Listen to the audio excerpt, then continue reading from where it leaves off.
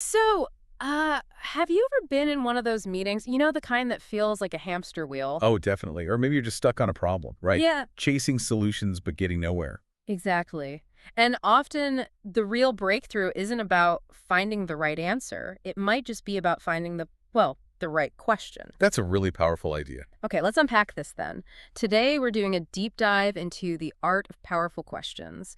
We're exploring how really well-crafted questions can, catalyze insight, innovation, and actual action. Hmm. Our goal here is to pull out the most important bits from our source material, help you get really informed on this skill, hopefully with some surprising facts and definitely some actionable takeaways for you. Sounds good. You know, Albert Einstein famously said if his life depended on solving a problem, he'd spend the first 55 minutes just determining the proper question. Right, because once he had that, The answer would take less than 5 minutes. It really highlights the power we're talking about.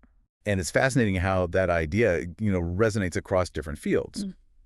Nobel winner Arno Penzias said his success came from going for the jugular question. The jugular question, wow. Yeah. And think about the discovery of DNA. Watson and Crick started with something fundamental. What might DNA actually look like in 3D? So simple, but profound. Exactly. Questions open the door. They invite dialogue, creativity. Hmm. They can genuinely ignite change. And it's not just science labs, right? Look at Johnson & Johnson during that Tylenol crisis. A huge moment for them. Their guiding question was, what is the most ethical action we might take? That question restored trust. It reframed everything. Or even Ray Kroc.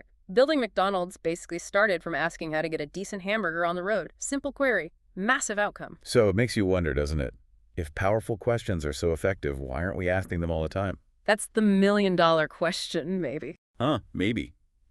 Our source material suggests the big reason, especially in Western culture, maybe particularly North America. We're sort of hardwired to value having the right answer. Ah, the answer focus. Yeah, more than discovering the right question. Think about school. A lot of it is memorization, getting the answer correct. It makes us uncomfortable with, not knowing.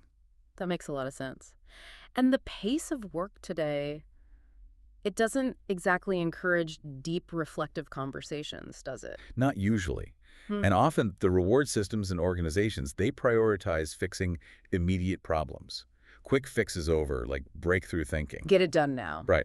It's quite a contrast to, say, some German companies mentioned in the source. They actually have departments called Director Grundsatzfragen. Director of Fundamental Questions. Seriously. Seriously, it shows a different cultural value, right? A commitment to sustained inquiry, to thinking about the next big questions, not just the immediate fixes.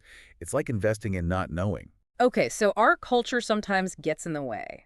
How do we break through that? Fran Peavy had this great analogy. Questions are like a lever. Oh, the paint can one. Yeah, to pry open the stuck lid on a paint can, stir things up, get the creative juices flowing. Exactly. And our source breaks this down into three key dimensions of a powerful question. First is construction.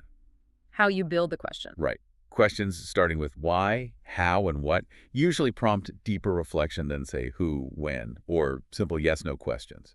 But there's a nuance here. Okay. Well, a why question can sound accusatory, can it? Like, why did you do it that way? That puts people on defense. Versus. Versus a genuinely curious, I wonder why that happened. That invites insight. And look, sometimes a factual or yes-no question is exactly what you need, like closing a deal. Gotcha. So construction is one. What's next? Second is scope. You've got to match the question's breadth to the situation. Meaning a question like, how can we best manage the entire economy, is probably too broad for your team meeting. It won't lead to concrete action. It needs to be scaled appropriately. Right, keep it actionable. And the third. Assumptions. This one's really interesting. Every question carries assumptions, right? Explicit or implicit. Okay. So the power comes when you challenge those assumptions, like asking, how might we eliminate the border between the U.S. and Mexico? Or reframing them instead of how do we compete with the Chinese? Oh, maybe ask, how can we collaborate? Ah, so you shift the whole frame. Exactly. You move from potential blame or limits to learning and possibility just by questioning the underlying framework. That HP example really drives this home. Hewlett-Packard shifting from being the best lab in the world. The best lab for the world. Such a small word change. But it completely changed their strategic thinking, leading to that huge HPE inclusion project, helping the world's poor join the digital economy. Amazing. Yeah, and we see other examples too. A sales team that asked about their best experiences of community saw real performance boosts. Even Pfizer, improving the quality of questions in their meetings led to better outcomes. So we've seen the impact on huge companies, major discoveries. What does this all mean for you listening right now? How do you start using this? Okay, 3 key takeaways we think you can use immediately. First, question your questions.